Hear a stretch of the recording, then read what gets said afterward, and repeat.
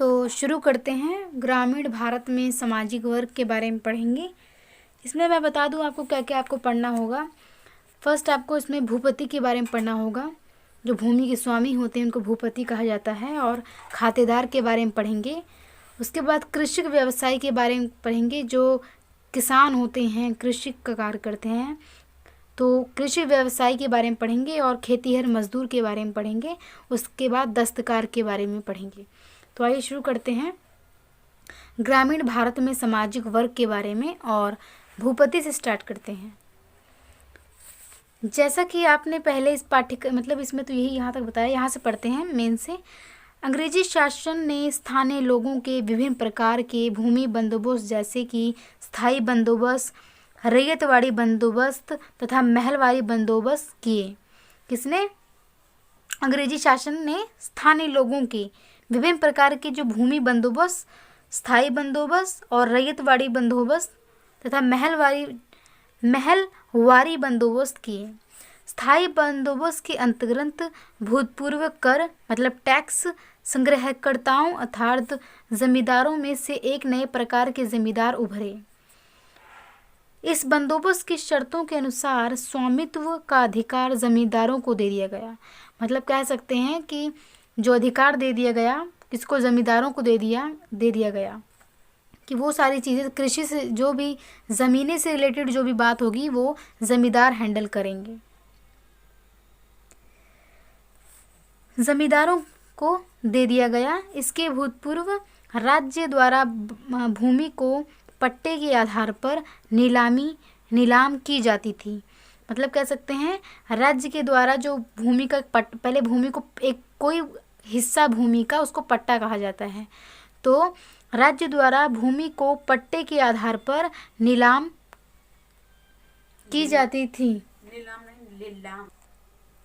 नीलाम की जाती थी जिसमें जमींदारों को सिर्फ राजस्व एकत्रित करने का अधिकार था। मतलब इकट्ठा करने का जो कर है, टैक्स है, उसको सिर्फ इकट्ठा करने का अधिकार था। किसको? जमींदारों को।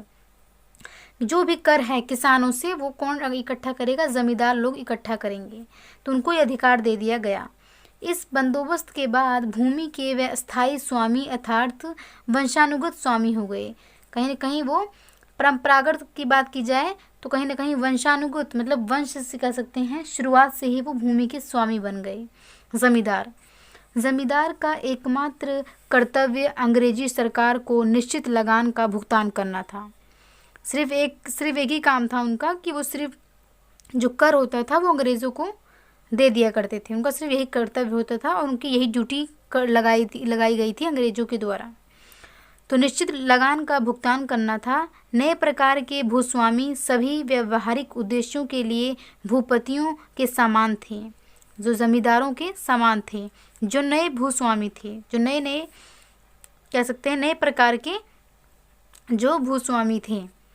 इस व्यवस्था के फलस्वरूप एक ही दिन में इस भूमि के किसान खातेदार बन गए। ये व्यवस्था 1793 में लॉर्ड कॉर्नवालिस ने बंगाल, बिहार तथा उड़ीसा के विहित्र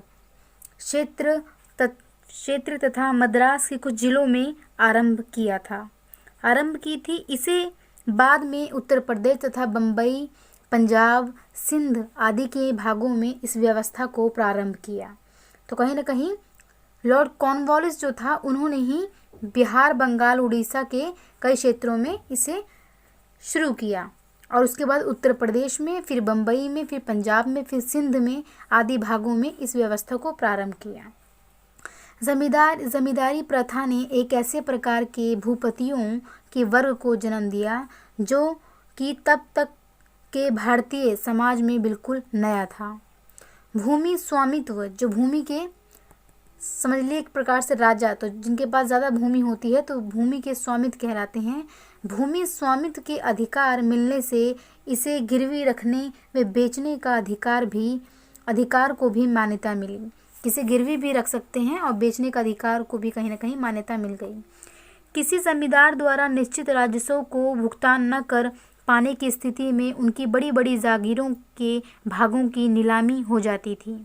जब वो जब कर वो टैक्स नहीं देते थे तो कहीं ना कहीं उनकी ज़मीनों को अंग्रेज लोग क्या करते थे, उनकी ज़मीनों को नीलाम कर देते थे।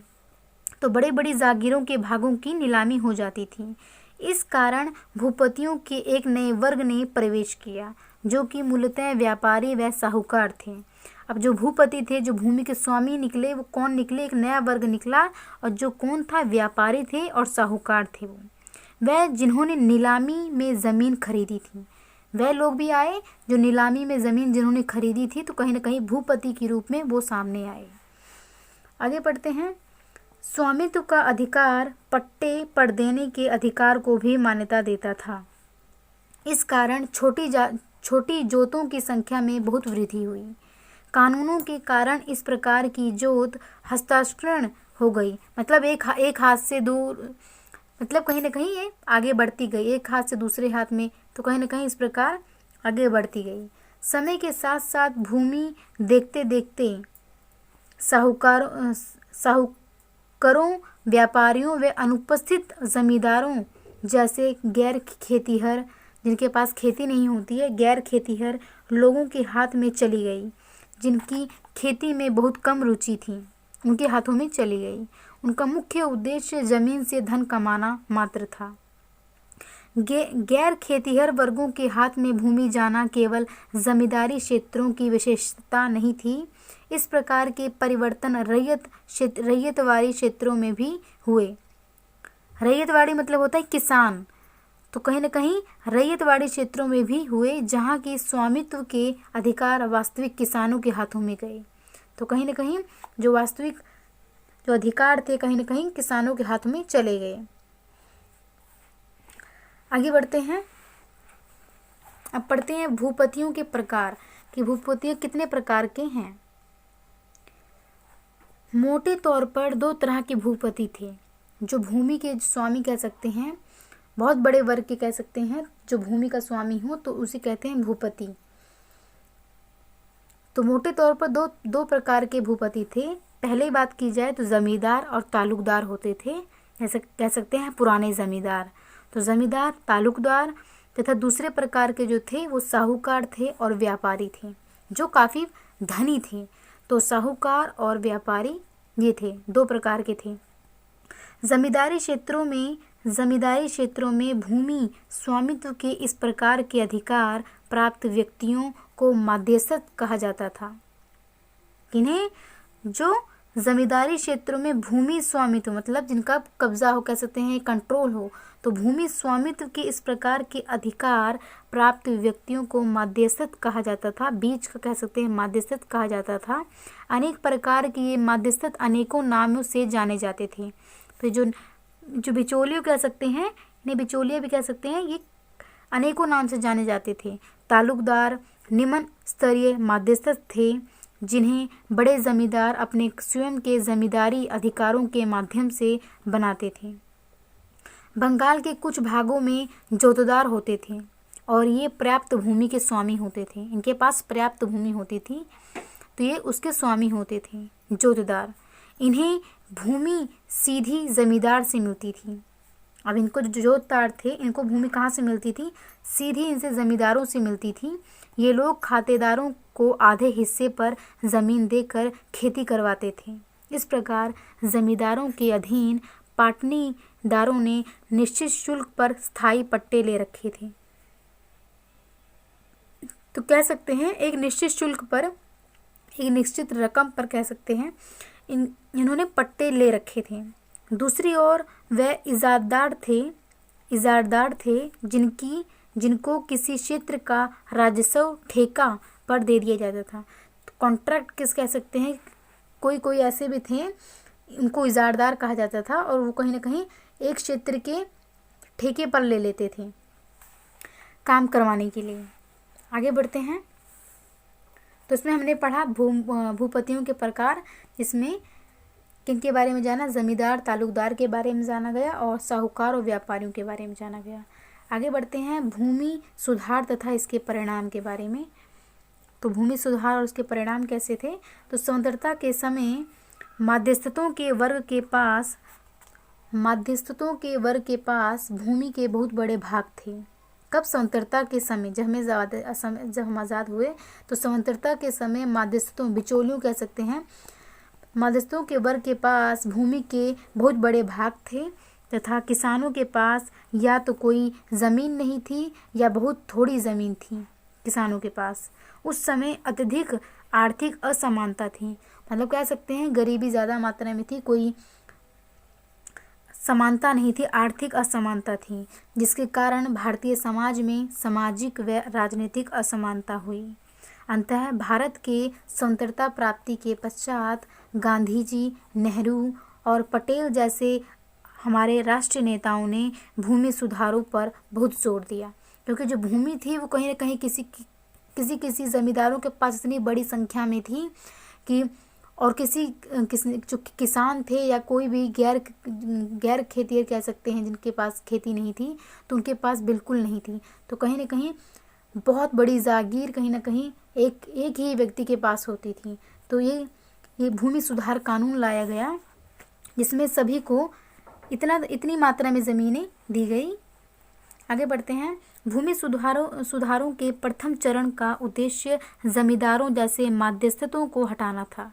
तो जमींदार थे, कहीं न कहीं इनको हटाना था, क्योंकि जब भूमि का बहुत बड़ा भाग इनके पास रहता था। जमींदारी प्रथा 1950 में समाप्त कर दी गई तथा सर्वप्रथम उत्तर प्रदेश में 1951 में भूमि सुधार लागू किया गया। कब? 1951 में भूमि सुधार लागू किया गया।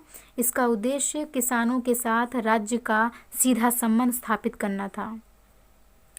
अंततः वास्तविक किसान खातेदार को वास्तविक अधिकार या भूमि स्वामित्व का अधिकार देना इस नए प्रबंध का एक भाग था, कि जो किसान हैं वो इसके रियल वास्तविक उनका अधिकार हो जाए इनकी ज़मीनों पर।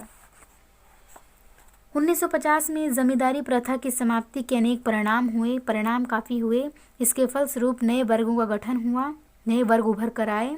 उदाहरण के लिए जमींदार जैसे मध्यस्थों ने अपने आप को ज़मीन का मालिक घोषित कर दिया। जो जमींदार लोग थे उन्होंने क्या किया कि अपने आप को ज़मीन का मालिक घोषित कर दिया। इसके पूर्व जमींदार अपनी ज़मीन को खातेदारों को पट्टे पर दे देते थे, परंतु जब जमींदारी प्रथा समाप्त हो गई तो उत्तर प्रदेश जैसे राज्यों में सरकार ने भूतपूर्व जमींदारों को अपने आप को इस भूमि का स्वामी घोषित करने की अनुमति दे दी, जिसको वह स्वयं जोत रहा था। इन ज़मीनों को खुदकाश्त ज़मीन कहा गया। जो अपनी खेत पे खुद ही कार्य करे तो उसको खुदकाश्त कहा जाता है। तो इन ज़मीनों को खुदकाश्त ज़मीनें कहा गया। परिणाम स्वरूप जमींदारों ने अधिकांश खातेदारों को इन ज़मीनों से बेदखल कर दिया तथा इन ज़मीनों को खुदकाश्त घोषित कर दिया। अंततः भूमि सुधारों के बाद सिर्फ इनका नाम बदलकर भूमिदार अर्थात भूमि को जोतने वाले हो गया। भूमि सुधारों से पूर्व बात की जाए, जब पूर्व की बात जारी पहले की बात की जा रही, जब भूमि सुधार नहीं हुआ था, तो भूमि सुधारों से पूर्व जो खातेदार ज़मीनों पर खेती कर रहे थे, वह जिनको ज़मीनों से बेदखल कर दिया गया था, उनमें से अधिकांश भूमिहीन खेतीहर मजदूर बन गए। अब कहीं न कहीं इनको बेदखल कर दिया गया और उनके पास भूमि भी नहीं थी, तो ये कहीं न कहीं दूसरे खेतों में जाके मजदूर का काम करने लग गए। इसके परिणाम स्वरूप किसानों का दरिद्रीकरण हुआ। तो कह सकते हैं एकदम ज़्यादा गरीबी, बहुत ज़्यादा, तो उसको दरिद्रीकरण कहा गया। किसानों का दरिद्रीकरण हुआ। परंतु इसके अतिरिक्त बात की जाए, एक श्रेणी ऐसे समृद्ध खातेदारों की भी थी जो भूमि की अधिकतम सीमा निर्धारित होने के कारण हुई अतिरिक्त ज़मीन को सरकार द्वारा निर्धारित पर्याप्त रूप से कम दरों पर जमींदारों से खरीद पाए। तो एक वर्ग ऐसा भी आया जो सीधा जमींदारों से उन्होंने ज़मीन खरीद ली, एक वर्ग ऐसा भी आया। अंततः किसान व्यवसायियों अथवा किसानों को एक ऐसा नया वर्ग बना जिससे खेती को एक उद्यम के रूप में चुना गया। स्वतंत्रता प्राप्ति के पश्चात जब हमें स्वतंत्रता मिल गई थी उसके बाद क्या हुआ, तो स्वतंत्रता प्राप्ति के पश्चात किसानों का सामाजिक रूप से समरूप वर्ग बनाने में भूमि सुधार असफल रहे। इसी के साथ कृषि पदक्रम के उच्चतम स्तर अर्थात जमींदारों ने किसानों से, जो जमींदार थे, जमींदारों ने किसानों से कर वसूली का अधिकार खो दिया, क्योंकि कहीं ना कहीं उनका जो अधिकार था वो ख़त्म हो गया भूमि सुधार आने के बाद। और उसके बाद क्या हुआ, जो ज़मींदार थे कहीं ना कहीं जो वसूल करते थे, पहले कर वसूल करते थे, वो कहीं ना कहीं अधिकार उन्होंने खो दिया। उनके पास अब बटी बिखरी ज़मीनें रह गई थी। तो बटी बिखरी लिखी हुई है, उनके पास अब बटी बिखरी ज़मीनें रह गई थी। उनकी आर्थिक, राजनीतिक एवं सामाजिक शेषता भी खत्म हो गई थी। जो पावर्स कह सकते हैं उस समय थी उनके पास, वो कहीं ना कहीं धीरे धीरे खत्म हो गई थी। अंततः अब उनका उस प्रकार का नियंत्रण नहीं रहा जो कि पहले वे किसानों पर रखते थे। तो कह सकते हैं जो पहले किसानों पर नियंत्रण रखते थे वो कहीं ना कहीं समाप्त हो गया। इस परिस्थिति में भूमि मालिक बनकर भूमि के किराए पर जमीन यापन करके रहना उनके लिए दुष्कर हो गया। वस्तुतः उनमें से बहुत कम भूमि मालिक बन कर जी रहे हैं। बहुत कम ऐसे बचे थे जो भूमि के मालिक बनकर जी रहे थे। अन्य लोगों ने अपने खेतों के सुधार एवं प्रबंध में सक्रिय रूप से भाग लेना प्रारंभ कर दिया है। तो कहीं ना कहीं जो अन्य लोग थे जिनको ज़मीनें मिल गई थी, तो कहीं ना कहीं वो अपनी ज़मीनों पे सक्रिय हो गए और भाग लेना कहीं ना कहीं उन्होंने शुरू कर दिया अपने खेतों में ही। ये लोग कृषि उत्पादन के तरीकों में भी क्रांतिकारी परिवर्तन लाए। अब जो जिन्हें ज़मीनें मिल गई थी उनको, उनकी ज़मीनें भूमि सुधार के द्वारा उनकी ज़मीनें उनको दे दी गई, तो कहीं ना कहीं इन लोगों ने क्रांतिकारी परिवर्तन लाया, किसमें, उत्पादन में, कृषि उत्पादन में। इस प्रकार भूतपूर्व भूपति और कुछ भूतपूर्व खातेदार भारतीय कृषि में पूंजीवादी धारा के अगुआ बन गए। अब क्या हुआ, ये पूंजीवादी के रूप में कहा जाए तो ये अगुआ बन गए। अगुआ का अर्थ हुआ कि ये कर्ज देने जैसे कह सकते हैं, पूंजीवादी धारा के अगुआ बन गए। इस प्रकार के परिवर्तन के परिप्रेक्ष्य में इन लोगों ने सरकार द्वारा शुरू किए गए हरित क्रांति कार्यक्रम से सर्वाधिक लाभ उठाया। अब जो लोग थे उन्होंने जो संपन्न लोग थे जिनके पास संसाधन की हर मात्रा उनके पास थी, तो उन्होंने जो सरकार द्वारा एक हरित क्रांति लाया गया था जिसमें उत्पादन के स्तर को, कृषि को बढ़ाना था, तो क्या हुआ, इनके पास संसाधन ज़्यादा मात्रा में था तो कहीं ना कहीं लाभ भी इन्हें ज़्यादा हुआ। तो हरित क्रांति कार्यक्रम से सर्वाधिक लाभ उठाया। इसके फलस्वरूप ऐसे प्रगतिशील किसानों अथवा भद्र पुरुषों के वर्ग का विकास हुआ जिन्हें प्रायः कुछ शिक्षा तथा कृषि में प्रशिक्षण प्राप्त थे। प्रशिक्षण मतलब ट्रेनिंग प्राप्त थी कृषि से। इन किसानों ने कृषि को एक व्यवसाय के रूप में लिया। अब जो किसान थे इन्होंने कृषि को क्या लिया, एक व्यवसाय के रूप में लिया।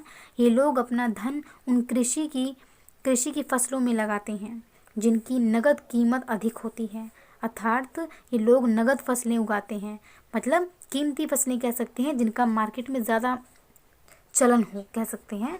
तो ये लोग अपना धन कृषि की फसलों में लगाते हैं जिनकी नगद कीमत अधिक होती है। ये लोग नगद फसलें उगाते हैं।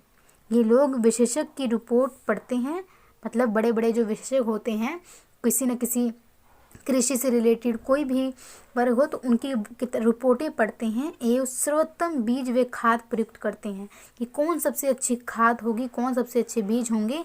तो बड़े बड़े जो विशेषज्ञ हैं जो उनकी रिपोर्टों को कहीं ना कहीं पढ़ते हैं, क्या चीज़ लगानी चाहिए खेत में ताकि उत्पादन अच्छा हो, बीज कौन से डाले जाएं। तो सारी चीज़ें इस तरह करके ये सर्वोत्तम बीज व खाद कहीं ना कहीं ये करते हैं अपने कृषि के लिए। आगे पढ़ते हैं कृषक या किसान स्वामी। कृषक या किसान स्वामी के बारे में पढ़ते हैं। अंग्रेजों ने रैयतवाड़ी मतलब किसान, तो किसानों को रैयतवाड़ी कहा गया है। अंग्रेजों ने रैयतवाड़ी बंदोबस्त नामक एक और बंदोबस्त किया। किसने? किसानों ने। 19वीं शताब्दी में यह मद्रास व बम्बई प्रेसिडेंसियों में लागू किया गया था। कहाँ पे? मद्रास और बम्बई की प्रेसिडेंसियों में लागू किया गया था ये रैयतवाड़ी बंदोबस्त। इस बंदोबस्त के अंतर्गत भूमि का जो स्वामित्व है, जो भूमि का कह सकते हैं अधिकार है, जो भूमि का स्वामित्व किसानों या वास्तविक कृषकों को दे दिया गया। जो किसान थे और वास्तविक जो कृषि करते थे उनको दे दिया गया, जिन्हें राजस्व का भुगतान करना पड़ता था, जो कर है उसका भुगतान करना पड़ता था। यह बंदोबस्त स्थायी बंदोबस्त नहीं था। 20-30 वर्षों के बाद समय समय पर इसे संशोधित किया गया, मतलब बदला गया, समय समय पर इसे संशोधित किया गया था। इसके फलस्वरूप वह व्यवस्था अस्तित्व में नहीं आई जिसमें किसान भूस्वामी बन सकता था, जिसमें जो किसान थे वो भूस्वामी बन सकता था। इसकी स्थापना से किसान राज्य के सीधे संपर्क में आया। इसकी स्थापना से किसान राज्य के सीधे संपर्क में आया, जिसके कारण भूपतियों की उत्पीड़क भूमिका राज्य ने ले ली। और जो भूपति थे, जो भूमि के बड़े बड़े स्वामी थे, तो भूपतियों के उत्पीड़क भूमिका राज्य ने ले ली।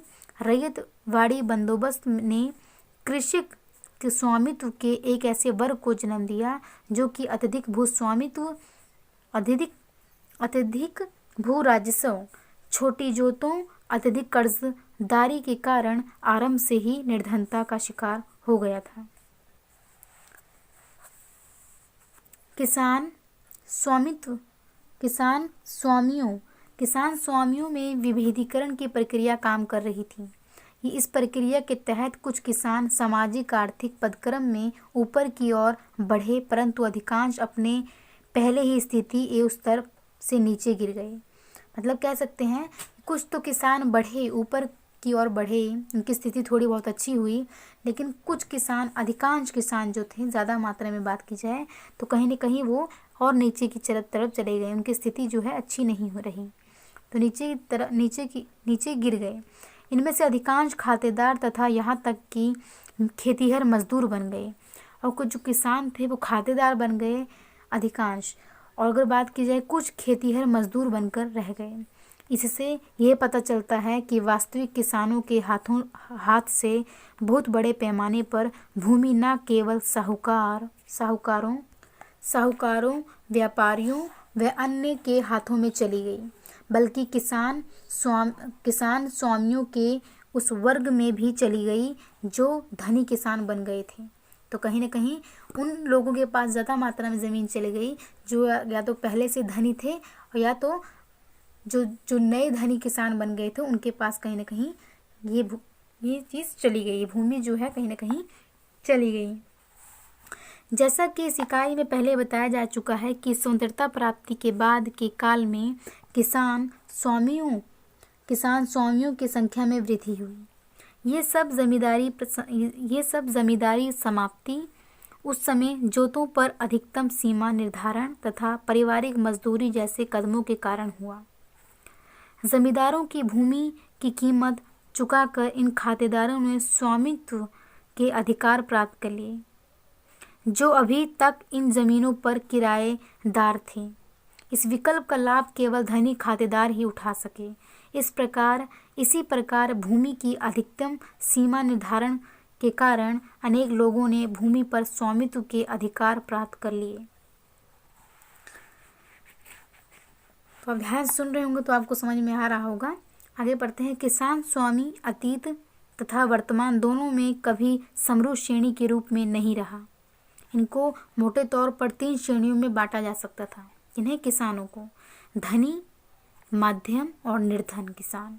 तो या तो धनी होंगे किसान, या मध्यम होंगे, या एकदम निर्धन होंगे। तो इन स्तर पर किसानों को बांटा गया। तो धनी के बारे में जानते हैं। धनी किसान इन किसानों के पास पर्याप्त जोतें, मतलब कह सकते हैं लैंड होल्डर्स कह सकते हैं, इनके पास थी। काफ़ी पर्याप्त मात्रा में कह सकते हैं इनके पास ज़मीनें थीं। ये लोग स्वयं खेती नहीं करते थे, अपितु खेती की देखभाल करते थे तथा भूमि सुधार एवं प्रबंध में व्यक्तिगत रुचि लेते थे। ये सदृश पूंजीवादी किसान समूह के रूप में ऊपर उठ रहे हैं। इन्हें भूमि स्वामित्व वाले किसान कहा जाता है। तो भूमि स्वामित्व मतलब जिनका भूमि पर अधिकार कह सकते हैं, और ये कहीं ना कहीं संपन्न होते थे, ये खुद खेती नहीं करते थे बल्कि दूसरों से खेती करवाते थे और ये संपन्न होते थे, ज़मीनें इनके पास ज़्यादा मात्रा में होती थी। तो ये धनी किसान थे।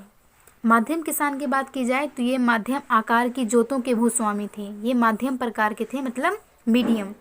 तो माध्यम आकार की जोतों के भूस्वामी हैं। प्राय ये आत्मनिर्भर हैं, किसी के ऊपर डिपेंड नहीं है, ये आत्मनिर्भर हैं। ये पारिवारिक मजदूरी की सहायता से भूमि पर कृषि करते हैं। तो पारिवारिक कहते हैं, पारिवारिक मजदूरी की सहायता से भूमि पर कृषि करते हैं। निर्धन किसान के बारे में बात की जाए तो ये वह भूस्वामी हैं, भूमि के स्वामी हैं, जिनके पास परिवार की जीविका चलाने के लिए पर्याप्त जोतें नहीं हैं। जोते का अर्थ यही हुआ कि पर्याप्त भूमि, मतलब कह सकते हैं कि इनके पास ज़मीनें नहीं थी। जोते जहाँ पे खेती करते हैं तो वो ज़मीनें नहीं थी, तो पर्याप्त कह सकते हैं इनके पास ज़मीनें नहीं थी। ये अन्य लोगों की ज़मीन पर किराए पर लेने या मजदूरी करके आय बढ़ाने के लिए बाध्य हैं।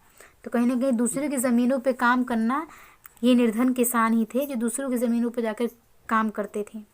कृषक जनसंख्या का एक बड़ा भाग इन लोगों का है। तो अगर बात की जाए किसानों की एक बड़ी जनसंख्या का भाग कहा जाए तो इन लोगों में भी है, इन लोगों में ही है। हाल ही के वर्षों में भारतीय कृषि में एक बड़ा परिवर्तन लाने में इन किसान स्वामियों की महत्वपूर्ण भूमिका रही है। विशेषतः पंजाब, हरियाणा, पश्चिम उत्तर प्रदेश, कर्नाटक एवं बिहार में।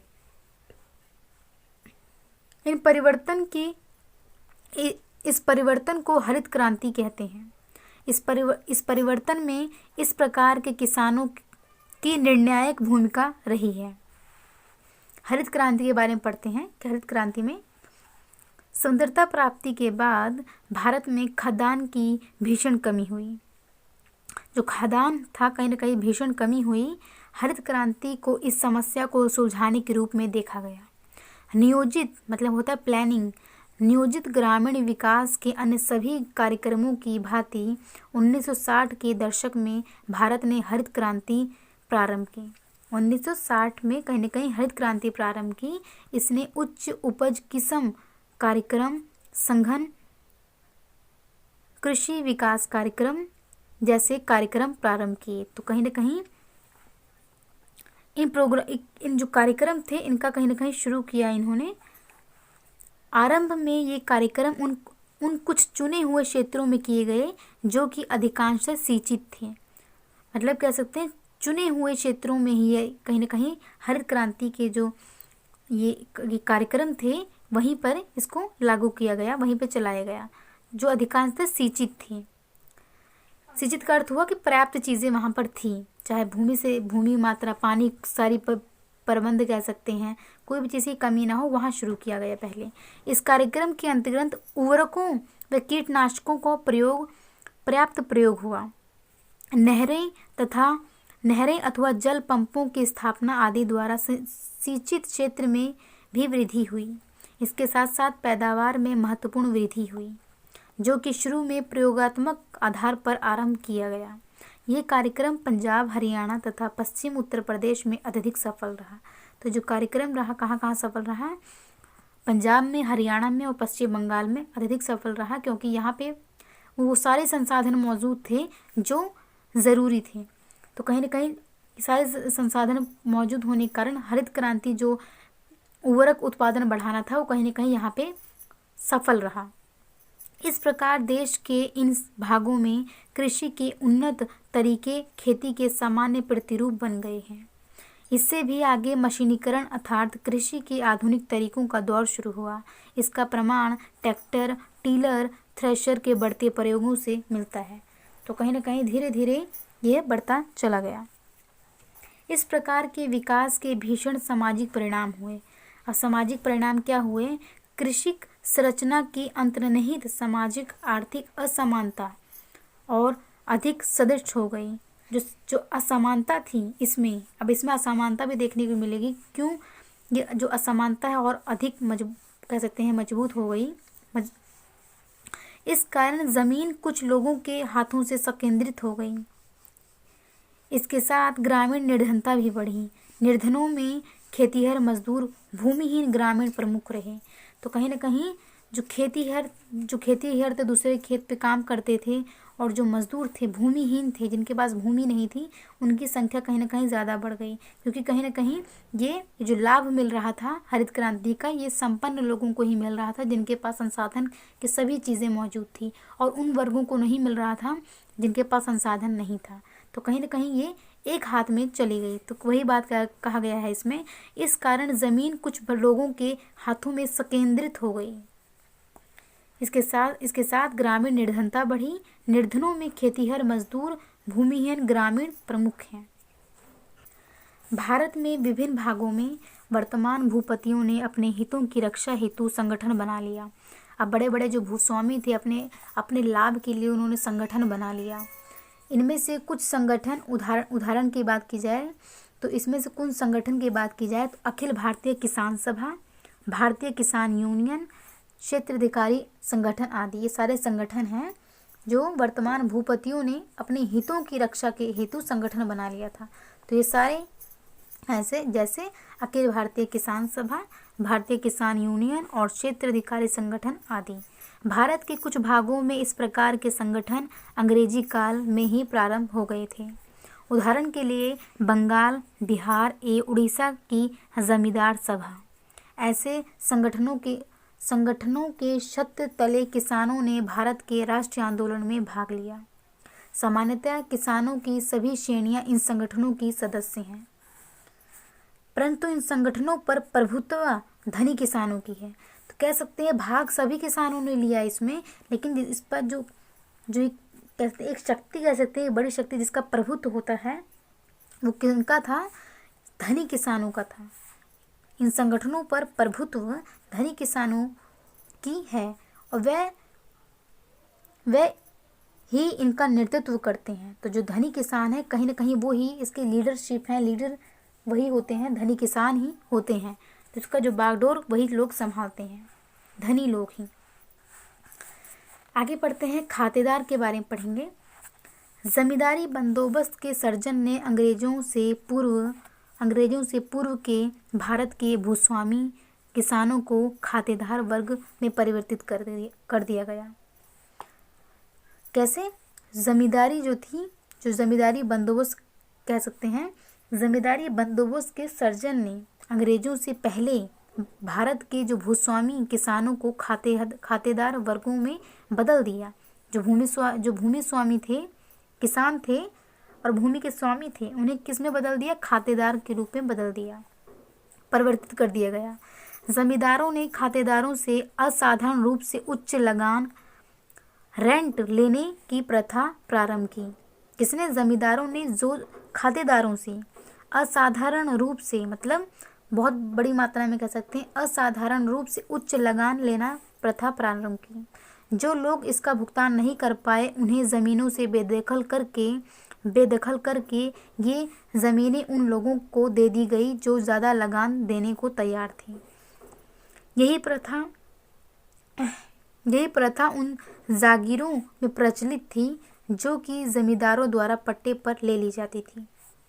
यही प्रथा जागीरों में भी प्रचलित थी जो जमींदारों द्वारा पट्टे पर ले ली जाती थी। इस प्रकार जमींदारी क्षेत्रों में मोटे तौर पर खातेदारों की दो श्रेणियां थीं। जो खातेदार थे उनकी दो श्रेणियां थीं। जमींदारों के अधीन खातेदार, जो जमींदारों के अधीन होते थे वह खातेदार, तथा अंग्रेजी काल में पट्टेदारियों के अधीन खातेदार। एक अंग्रेजी काल की बात की जाए, जब अंग्रेजी काल था उस समय पट्टेदारियों के अधीन खातेदार होते थे। पट्टेदारियों द्वारा अथवा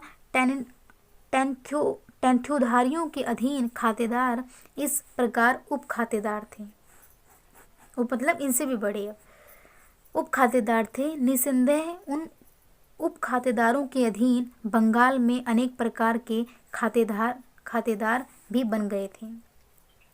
इनके अधीन जो उप खातेदार होते थे, इनके अधीन बंगाल में अनेक प्रकार के खातेदार भी बन गए थे। इस पदक्रम में सबसे नीचे बटाईदार थे। अगर बात की जाए सबसे नीचे कौन था, तो इस पोस्ट की बात की जाए इस पदक्रम में, तो कौन था? बटाईदार था सबसे नीचे। खातेदार व खातेदार व उप खातेदार बनाने की प्रक्रिया को उपसमांतीकरण कहते हैं। उपसमांतीकरण मतलब जो जमींदारों के जैसे ही हों तो समांतीकरण कहते हैं। आगे बढ़ते हैं। खातेदारों में वृद्धि केवल जमींदारी क्षेत्रों तक सीमित नहीं थी, यहाँ तक कि रैयतवाड़ी क्षेत्रों में भी खातेदारों का नया वर्ग विकसित हुआ। रैयतवाड़ी मतलब किसान, जो किसान वर्ग थे, उन क्षेत्रों में भी खातेदारों का नया वर्ग विकसित हुआ, जहाँ की किसानों का भूस्वामित्व प्रारंभ किया गया।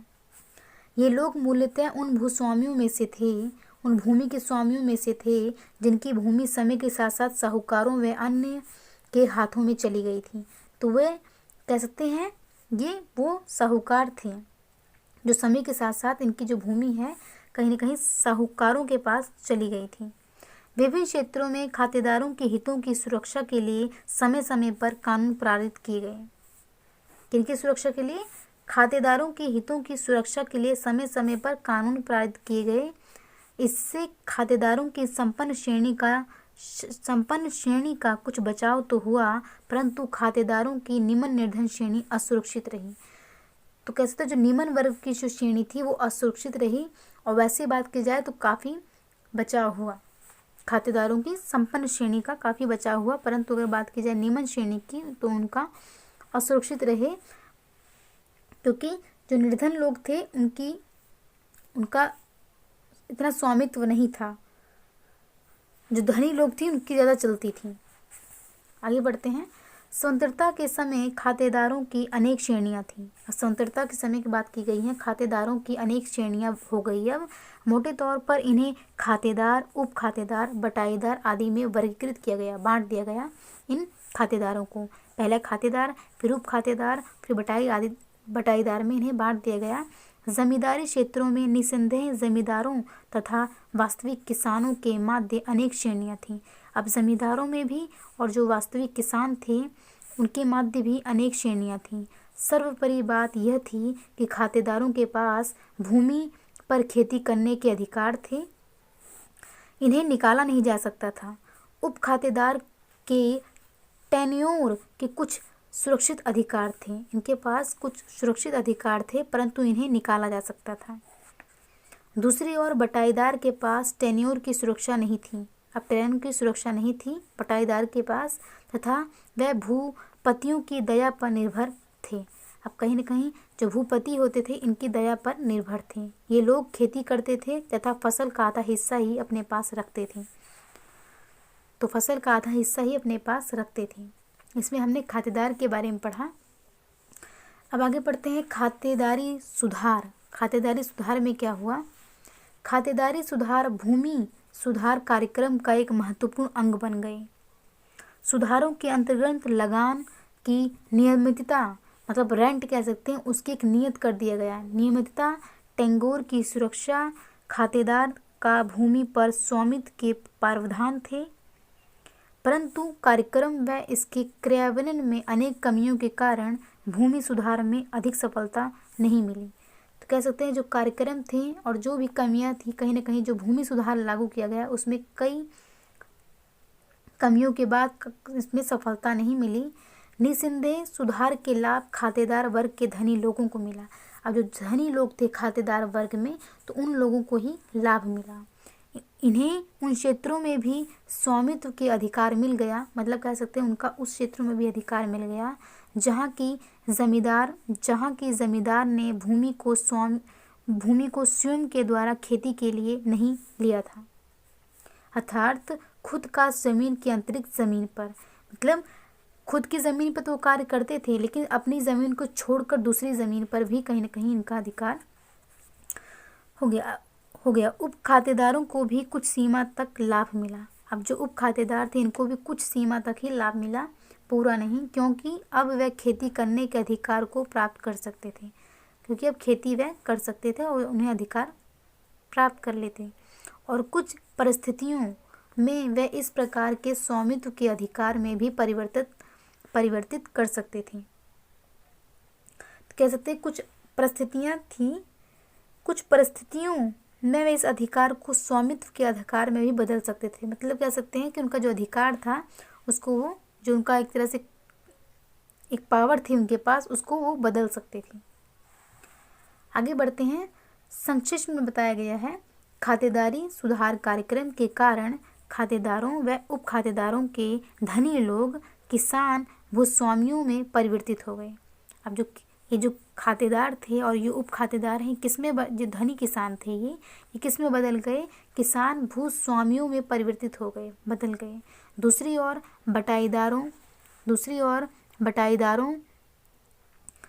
बटाईदारों को इन कार्यक्रमों से बहुत थोड़ा लाभ मिला। भूमि सुधार के दूसरे चरण जैसे कि भूस्वामित्व के अधिकतम सीमा निर्धारण के कारण खातेदारी में कमी हुई, परंतु बटाईदार इसके बाद भी बने रहे। वस्तुतः आज के ग्रामीण भारत में बटाईदार खातेदार वर्ग के यदि एकमात्र भाग नहीं हैं तो भी महत्वपूर्ण भाग हैं। यद्यपि ये एक संगठन कह सकते हैं वह राजनीतिक रूप से कमज़ोर हैं, फिर भी भारत में किसान संगठन के ये अत्यधिक महत्वपूर्ण घटक हैं। तो कह सकते हैं जो किसान संगठन है इसमें महत्वपूर्ण भूमिका निभाते हैं ये जो बटाईदार हैं या खातेदार हैं, तो इनकी एक महत्वपूर्ण भूमिका है। आगे पढ़ते हैं। खेतीहर मजदूर, जो खेती में काम करता है, खेतीहर मजदूर की बात की जा रही है। केवल गैर खेतीहर, जो खेती नहीं करता, केवल गैर खेतीहर भूपति भूस्वामित्व वाले किसान तथा खातेदार ही कृषि से जुड़े हुए सामाजिक समूह नहीं हैं। लगान देने वाले खातेदारों की संख्या में वृद्धि के साथ साथ खेतीहर मजदूरों की संख्या में क्रमिक वृद्धि हुई है। तो खेतीहर जो मजदूर हैं उनकी संख्या में भी कहीं ना कहीं वृद्धि हुई है। ऐसा नहीं है कि भूपति वर्ग लोग ही, धनी वर्गों का ही विकास हुआ है। जो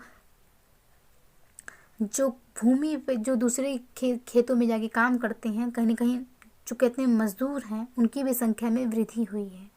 इसके लिए कृषक जनसंख्या में बढ़ती तृणाग्रस्तता, इसके समय समय होने वाला भूमि से अलगाव तथा गांवों से दस्तकारों का विस्थापन मुख्य रूप से उत्तरदायी है।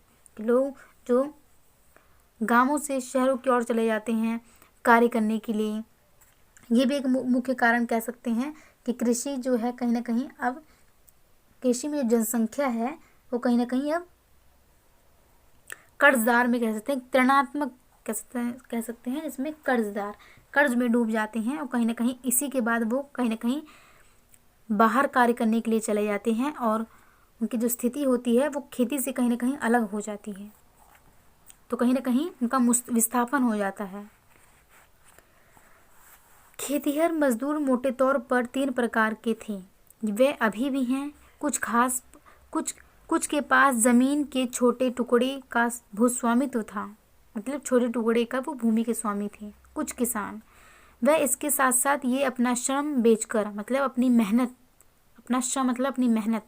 अपना श्रम बेचकर आजीविका की पूर्ति करते थे। मतलब कह सकते हैं अपने घर चलाना, तो आजीविका की पूर्ति करते थे। अन्य भूमिहीन थे, अन्य जो लोग थे वो भूमिहीन थे, उनके पास भूमि नहीं थी, तो अन्य भूमिहीन थे तथा मजदूरी बेचकर जीवन यापन करते थे। मेहनत करते थे और मजदूरी बेचकर जीवन यापन करते थे। मजदूरी के बदले में खेतीहर मजदूरों को वेतन मिलता था जो कि बहुत कम होता था।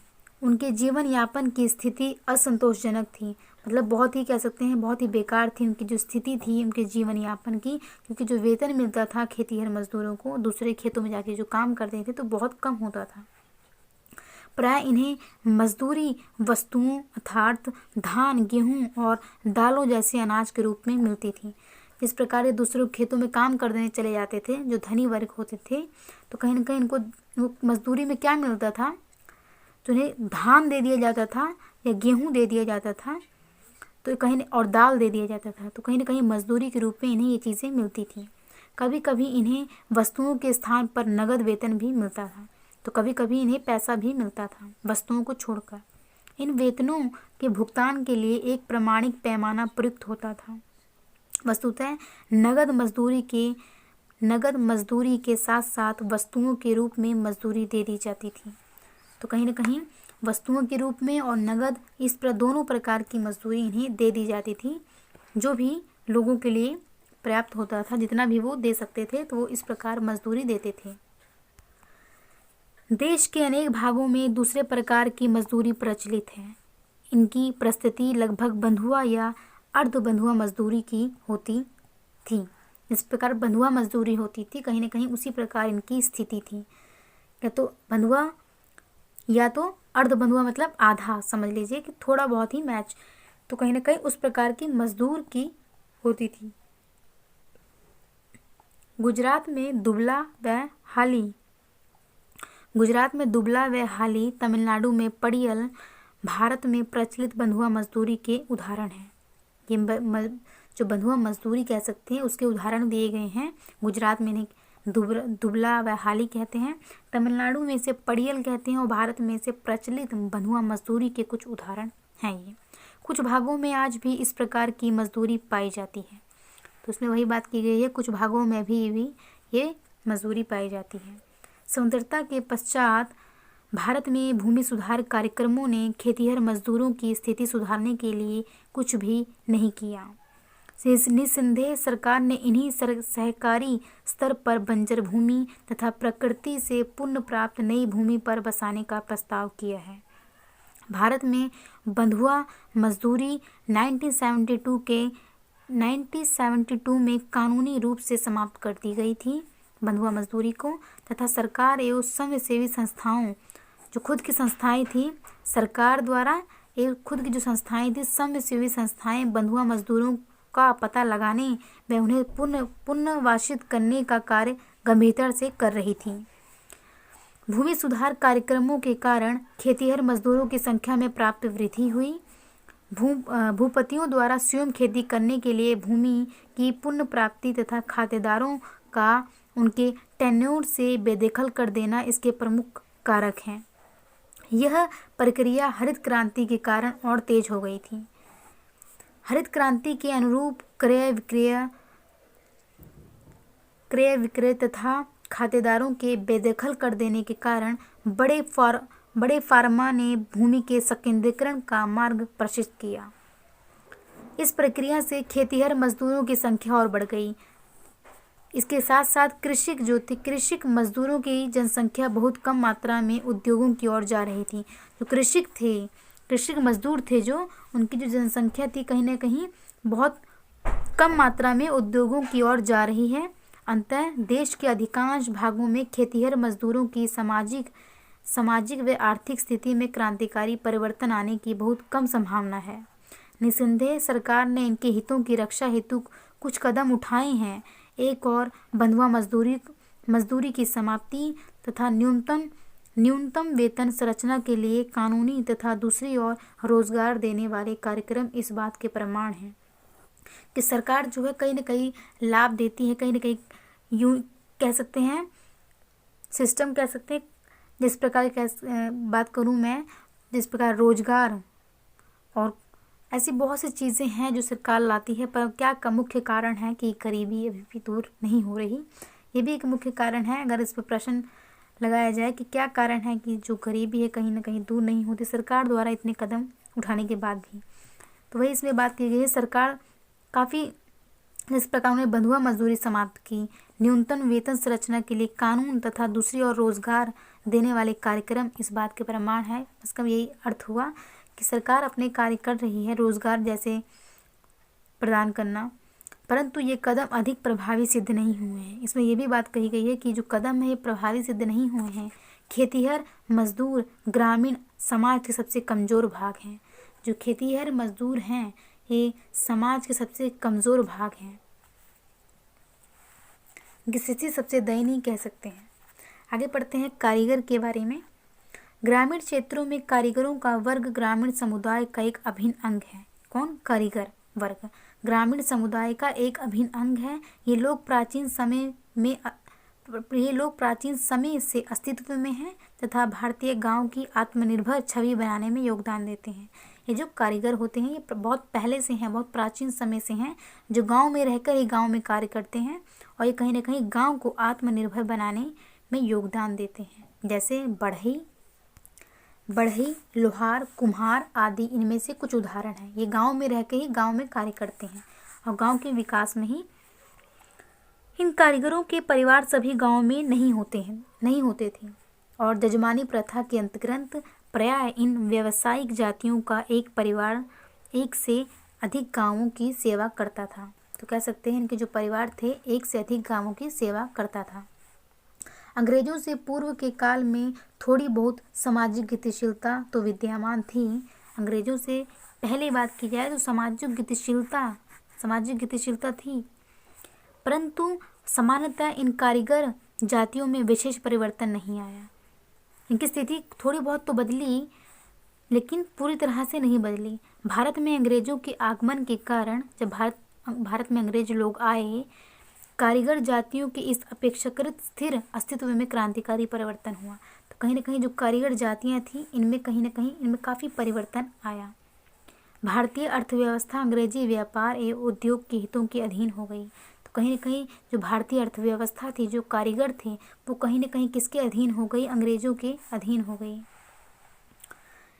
तो देख लीजिए, जमींदार, कृषि मजदूर, खातेदार, कारीगर हैं और ये है भूस्वामी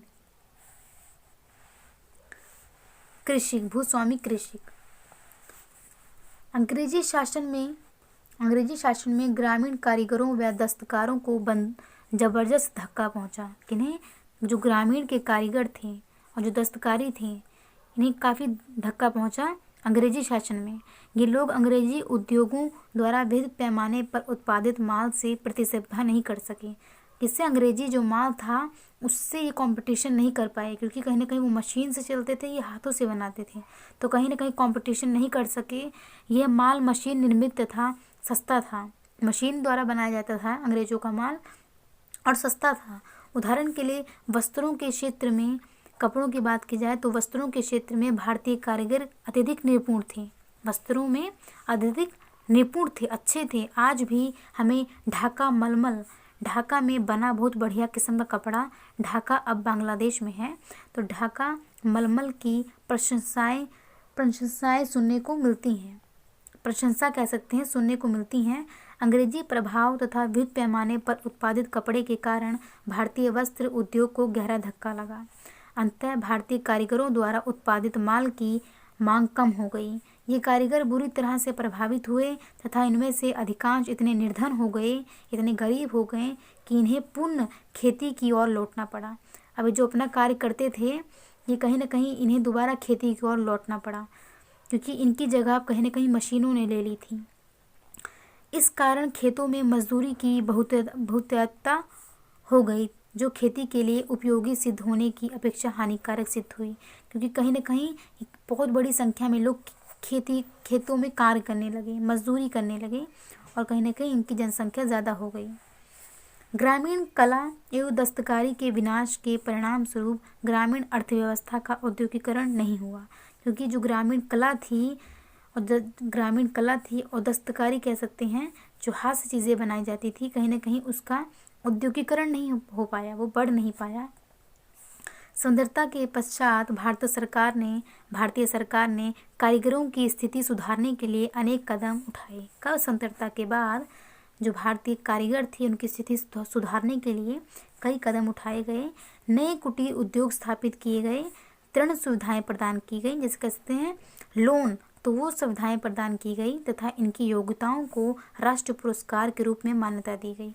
जो इनकी योग्यता थी, जैसे बहुत अच्छा कपड़ा बनाते हैं या बहुत अच्छी रंगाई करते हैं, तो कहीं ना कहीं इनके पुरस्कार, इनको मान्यता दी गई कि इन्हें राष्ट्रीय पुरस्कार दिया जाएगा।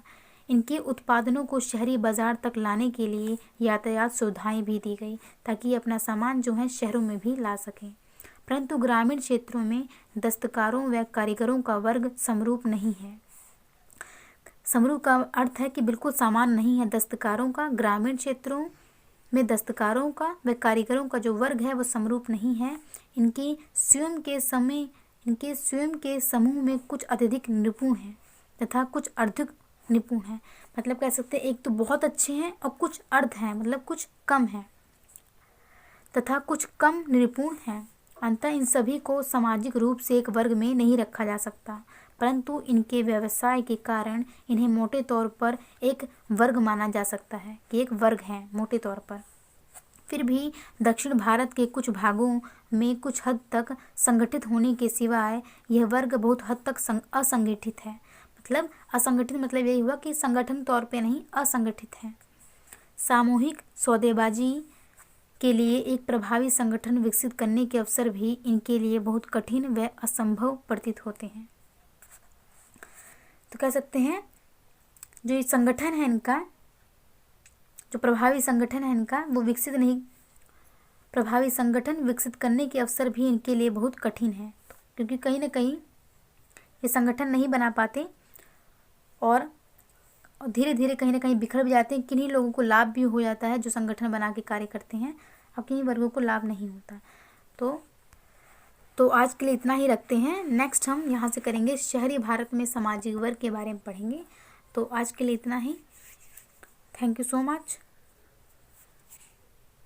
और एक बात कहूँगी कि इस वीडियो को ज़्यादा से ज़्यादा शेयर करें ताकि सभी स्टूडेंट का लाभ हो सके, और आप सब कम से कम अपने जो आपको पढ़ा रहे हैं उनकी एक हेल्प तो करें। इसको ज़्यादा से ज़्यादा शेयर करें और सब्सक्राइब भी करने की कोशिश करें और भी फैलाइए ताकि सभी वर्गों को, सभी जो स्टूडेंट हैं उनको लाभ मिल सके। तो आज के लिए इतना ही। Thank you so much. Bye.